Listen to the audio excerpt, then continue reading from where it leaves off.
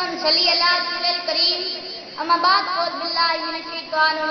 बिस्मिल्लाहिर्रहमानिर्रहीम। जनाब सदर, बेमौजूद सामीन कराम, मेरे प्यारे साथियों, अस्सलाम वालेकुम।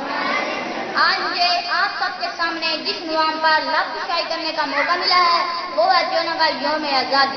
14 अगस्त वो मुबारक दिन था जब मुमलिका खुदादाद पाकिस्तान मर्द वजूद में आया। मुसलमानों के इत्तेफाक के खलूस की वजह से ये अजीम सल्तनत वजूद में आई। हिंदुओं ने तरह तरह की मकारियों से पाकिस्तान की मुखालफत की और अंग्रेजों ने भी बहुत रुकावटें पैदा की, लेकिन मगर खुदा का शुक्र है कि पाकिस्तान बनकर रहना था और बनकर ही रहा। इस वक्त मुसलमानों का यही नारा था कि लेकर रहेंगे पाकिस्तान, बन के रहेगा पाकिस्तान। आखिर में मेरी यही दुआ है कि खुदा करे मेरी अर्ज़ पाक पे उतरे, खुदा करे मेरी अर्ज़ पाक पे उतरे वो फसले गुल जिसे अंदेशे ज़वाल न हो।